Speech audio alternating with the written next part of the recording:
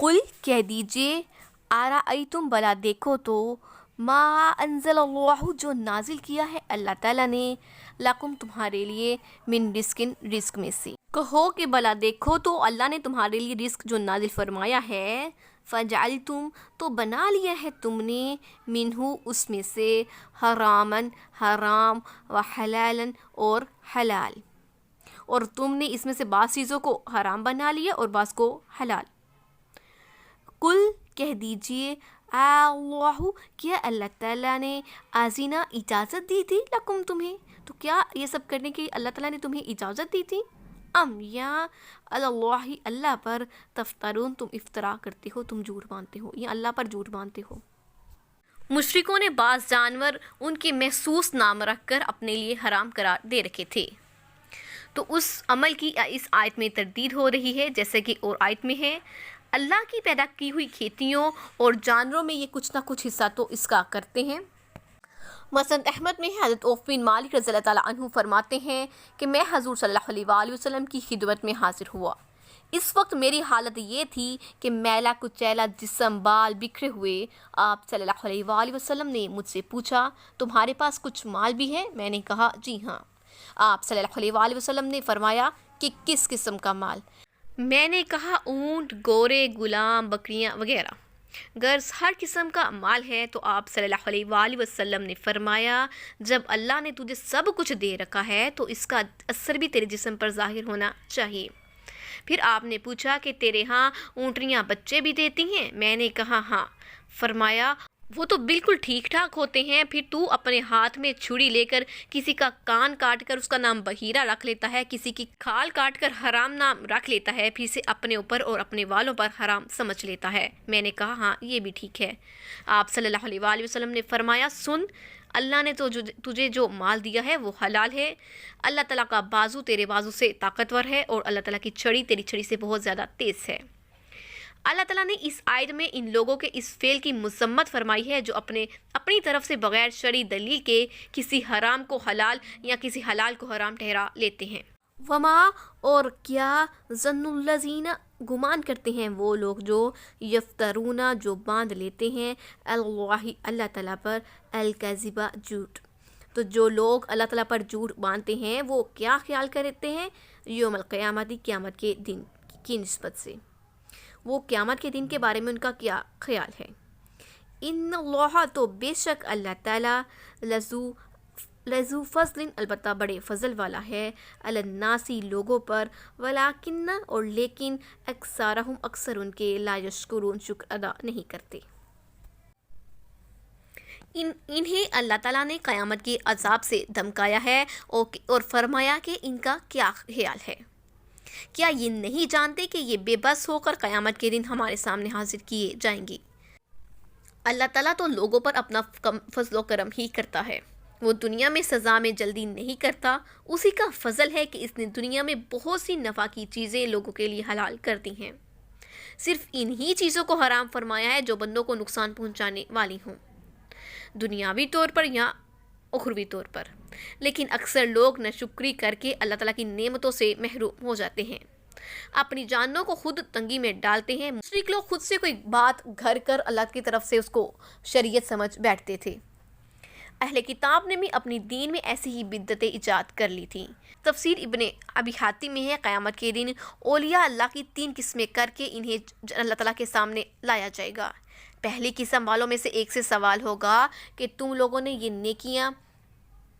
کیوں کی؟ وہ جواب دیں گے پروردگار تو نے جنت بنائی، اس میں درخت لگائے، ان درختوں میں پھل پیدا کیے، وہاں نہریں جاری کی، حوریں پیدا کی اور نعمتیں تیار کی، بس اسی جنت کے شور میں ہم راتوں کو جاگتے ہیں اور دنوں کو بھوک پیاس برداشت کرتے ہیں۔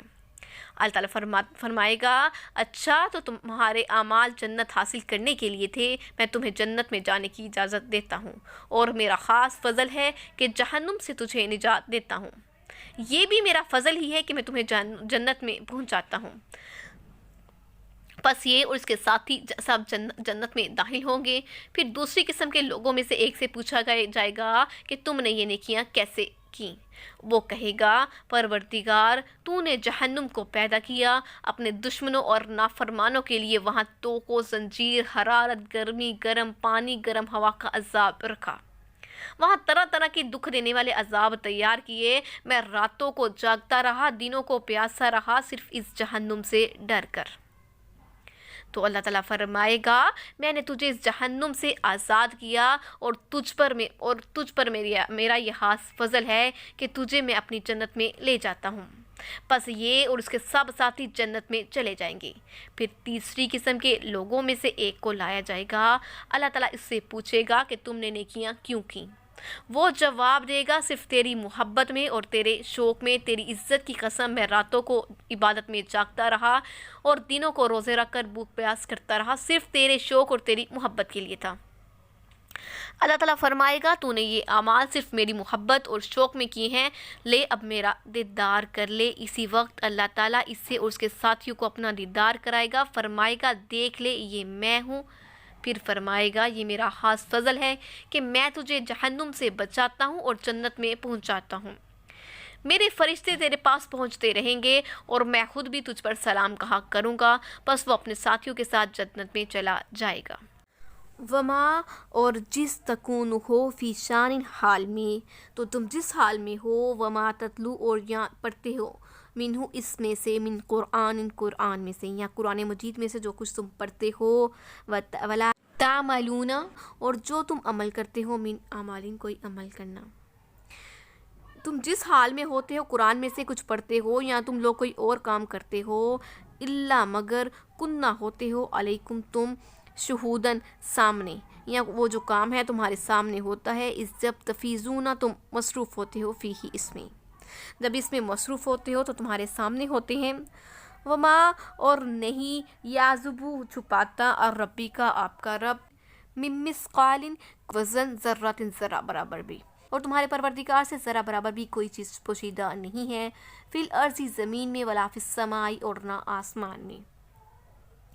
ولا اصغر نہ کہ چھوٹی، من ذالک اس سے، ولا اکبر اور نہ کہ اس سے بڑی، الا فی کتاب مبین مگر کتاب روشن میں یہ سب لکھا ہوا ہے۔ اللہ تعالیٰ اپنے نبی کریم صلی اللہ علیہ وآلہ وسلم کو خبر دیتے ہیں کہ خود آپ صلی اللہ علیہ وآلہ وسلم کی اور آپ کی تمام امت کے تمام احوال ہر وقت اللہ تعالیٰ جانتا ہے۔ ساری مخلوق کے کام اس کے علم میں ہیں، اس کے علم سے، اس کی نگاہ سے آسمان و زمین کا کوئی ذرہ بھی پوشیدہ نہیں ہے، سب چھوٹی بڑی چیزیں ظاہر کتاب میں لکھی ہوئی ہیں، جیسا کہ فرمان ہے وَعِندَهُ مَفَاتِحُ الْغَيْبِ، یعنی غیب کی کنجیاں اسی کے پاس ہیں جنہیں اس کے سوا کوئی نہیں جانتا۔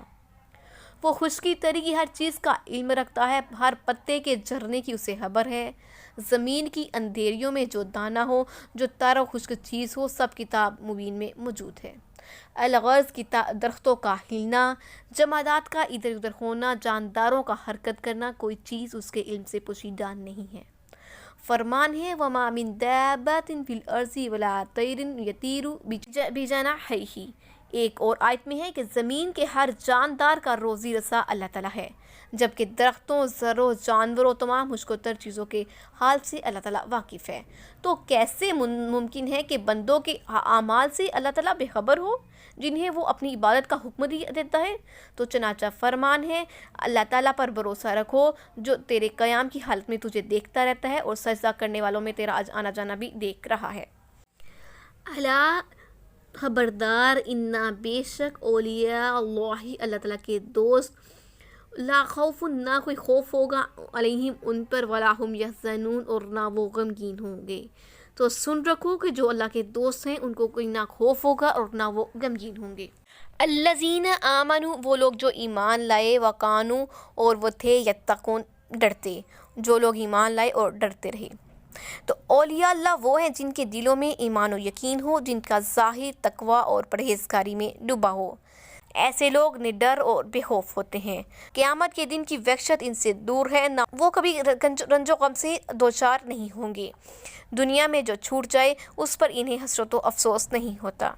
حضرت عبداللہ بن مسعود، حضرت عبداللہ بن عباس رضی اللہ تعالیٰ اور بہت سے ہی سلف صالحین فرماتے ہیں کہ اولیاء اللہ وہ ہیں جن کا چہرہ دیکھنے سے اللہ یاد آ جائے۔ ایک حدیث میں ہے کہ حضور صلی اللہ علیہ وآلہ وسلم فرماتے ہیں اللہ کے بعض بندے ایسے بھی ہیں جن پر انبیاء اور شہداء بھی رشک کریں گے۔ تو لوگوں نے پوچھا حضور صلی اللہ علیہ وآلہ وسلم وہ کون ہیں؟